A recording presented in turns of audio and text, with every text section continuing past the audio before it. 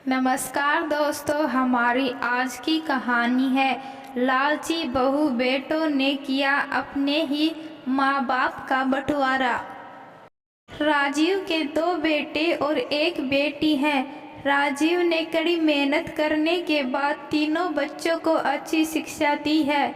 बड़ा बेटा प्राइवेट नौकरी करता है, छोटा बेटा सरकारी अध्यापक है। राजीव ने समय रहते ही अपनी बेटी का विवाह एक अच्छे परिवार में कर दिया और कुछ समय बाद दोनों बेटों की शादी भी एक साथ कर दी। छोटे बेटे की पत्नी बहुत ही चालाक और होशियार है। राजीव का पूरा परिवार एक ही घर में रहता है, लेकिन कुछ दिनों से जमीन जायदाद और घर के बंटवारे को लेकर बहस चल रही है। यह बात जब भी छोटी बहू की सहेली को पता चला तो वह तुरंत उससे मिलने के लिए आई। सीमा, सुना है कि तुम्हारे परिवार में आजकल कुछ खटपट चल रहा है। क्या संपत्ति के साथ तुम्हारे सास ससुर का भी बंटवारा होगा? क्या तुम्हारे सास ससुर की जिम्मेदारी तुम लोगी? सवालों पर सवाल करती जा रही सीमा की सहेली अर्चना ने कहा, तुम्हारी जेठानी जी से अपने बच्चे तो संभाल नहीं रहे, अब लगता है सास ससुर को भी तुम्हें ही संभालना पड़ेगा। सीमा बोली, मैं क्यों लूँ उनकी जिम्मेदारी? जब हर चीज का आधा आधा बंटवारा होगा तो इनके माता पिता का भी बंटवारा होगा। घर में पैसा ज़्यादा खर्च मेरे पति करते हैं और गुणगान वह दोनों बड़े बेटे को सुनाते हैं। देखो अब क्या होता है। अर्चना ने कहा, तुमने क्या सोचा है? कुछ तो तुम्हारे दिमाग में चल रहा होगा।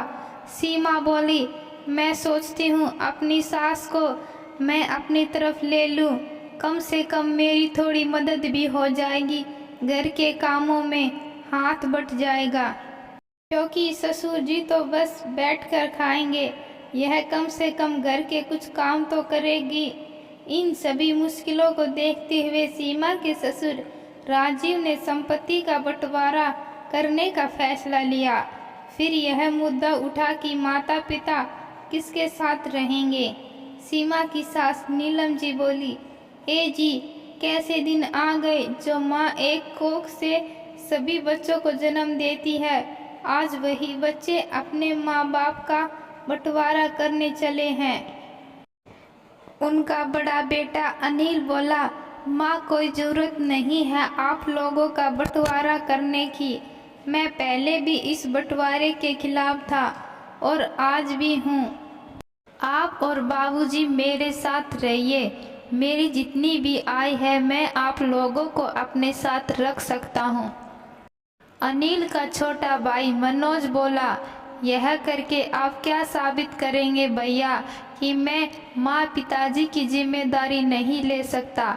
ऐसा नहीं होगा, आप जानबूझकर यह सब कर रहे हैं ताकि आप लोगों की नज़रों में आप अच्छा बन सको और मैं बुरा बन जाऊं।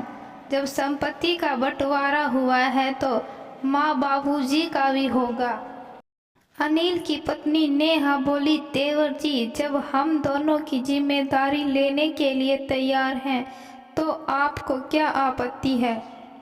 क्या इस उम्र में आप इन दोनों को अलग कर देंगे? यह तो कोई अच्छी बात नहीं है। सोचिए, कल को हमारे बच्चे हमारे साथ ऐसा करेंगे तो आपको कैसा महसूस होगा? नेहा बोली, तुम्हें ऐसा क्यों लगता है कि मम्मी जी पापा जी तुम्हें प्रेम नहीं करते हैं? वह हम दोनों को बराबर मान देते हैं, पर तुम्हारी नज़रें वह देख नहीं पाती हैं। बहस चलती रही। सीमा बोली, मम्मी जी हमारे तरफ रहेगी, अगर इच्छा होगी तो 3 महीने बाद भाभी के पास जा सकती है, मुझे कोई आपत्ति नहीं है। सीमा के मन की बात उसके मुंह से निकल गई। सीमा की सास अपने पति से बोली, जीवन के आखिरी पड़ाव में क्या हम आपस में इस तरह अलग हो जाएंगे? वह बोले, नीलम, अनिल की स्थिति इतनी भी मजबूत नहीं है कि हम सब का भार उठा सके। तुम चिंता क्यों करती हो? मैंने घर का बंटवारा अभी नहीं किया है। हम दोनों एक ही घर में हैं। हाँ, वह बात अलग है कि हमारे कमरे बंट जाएंगे। देखते हैं और हमारे भाग्य में क्या क्या लिखा है। शायद हमारे पिछले जन्म के बुरे कर्म या अच्छे फल हैं जो हमें आज भोगना पड़ रहा है। जब बच्चों के मन में घृणा और लोभ आता है तभी ऐसी परिस्थिति आती है कि वह संपत्ति के साथ साथ अपने माता पिता का भी बंटवारा कर देते हैं, मानो वे माँ बाप नहीं कोई सामान हो। इसे आधा आधा उन्होंने अपनी मर्जी से बांट लिया है। समय धीरे धीरे व्यतीत होने लगा। सीमा अपने स्वभाव के अनुसार पहले धीरे धीरे छोटे मोटे कामों को अपनी सास को करवाने के लिए कहने लगी। सीमा ना तो अच्छा खाना बनाती थी और ना ही अपने सास से अच्छे से बात करती थी। जब भी नीलम जी नेहा की तरफ जाना चाहती, सीमा किसी न किसी बहाने उसे जाने से रोक लेती थी। कुछ दिन बाद सीमा की माँ उसके घर आई। वो एक रोज अपनी माँ के साथ बैठकर वह चाय पी रही थी, तभी वहाँ टेबल पर कुछ गिर गया। सीमा अपनी सास से बोली, मम्मी जी, रसोई से कपड़ा लाकर इसे थोड़ा सा साफ कर देना। यह सब कुछ सीमा के ससुर दूसरी तरफ से देख रहे थे। उनकी आंखों में आंसू थे। तभी नेहा जाकर अपनी साड़ी के पल्लू से इस गंदगी को साफ की और बोले, बस अब और नहीं। एक माँ के सामने दूसरी माँ का अपमान कर रही हो। क्या तुम्हें यह शोभा देता है? तुम यह समझ रही हो कि तुम्हारे बच्चे यह सब देख रहे हैं? कल को वही तुम्हारे साथ ऐसा व्यवहार करेंगे। सीमा की माँ बोली, नेहा, जब संपत्ति और घर का बंटवारा हो गया है तो तुम इसके घर के मामले में दखल देती हो क्यों? नेहा बोले, आंटी जी, आप सीमा की माँ हो तो मेरी माँ जैसी हुई। आपसे ऐसी बातें सुनने को मिलेंगी यह उम्मीद नहीं थी। जब बच्चे गलत काम करते हैं तो हर उम्र में माँ उन्हें कान पकड़ी कर याद दिलाती है कि तुम गलत कर रहे हो। सीमा की माँ बोली, मैं क्या बोल सकती हूँ? नेहा बोली, आप ना बोलकर इसकी गलतियों में इसका साथ दे रही हैं। जैसे आपने अपनी बेटी को पाल पोस कर बड़ा किया, मम्मी जी ने भी अपने दोनों बेटों को पाल पोस कर बड़ा किया है। हाँ, वह अलग बात है कि बेटा अपना फर्ज भूल गया और पत्नी के सामने माँ की इज्जत नहीं कर पाता है।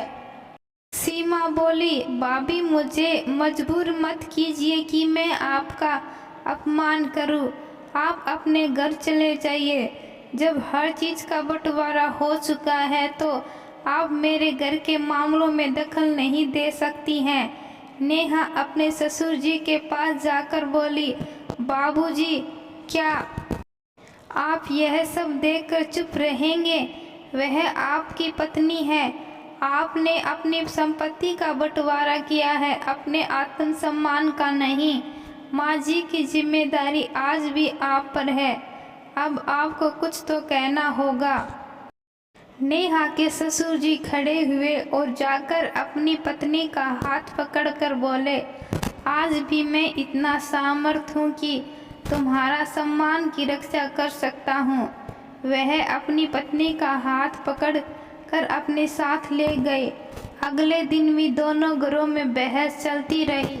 उसी दिन नेहा के ससुर जी ने कहा, मैंने संपत्ति का बंटवारा कर दिया है, परंतु यह घर आज भी मेरा है। मनोज बोला, बाबूजी बेहतर होगा, बाबूजी बेहतर होगा, इस घर का भी बंटवारा आप कर दीजिए या फिर मेरा हिस्सा दे दीजिए ताकि मैं कहीं और ले लूं। पिता बोले, कितना देना था? मैंने तुम सबको दे दिया, अब आगे की जिम्मेदारी खुद संभालो। मनोज बेहतर होगा तुम अपने परिवार को लेकर अब किसी और घर में चले जाओ, क्योंकि यह घर मैंने अपनी पत्नी के लिए रखा है और मेरी बेटी तो अपने ससुराल में खुश है, यहाँ तो आने से रही। तुम जैसे औलाद से बेहतर होता मेरा एक ही बेटा होता। तुम अपनी पत्नी और सास को सम्मान कर सकते हो, पर अपनी माँ का सम्मान नहीं कर सकते। तुम्हें इस घर में रहने का कोई अधिकार नहीं है। आखिरकार मनोज को छोड़कर जाना ही पड़ा। पिता ने उस घर को अपने आने वाली पीढ़ियों के नाम कर दिया। मनोज जिसमें रहता था उसको किराए पर लगा दिया।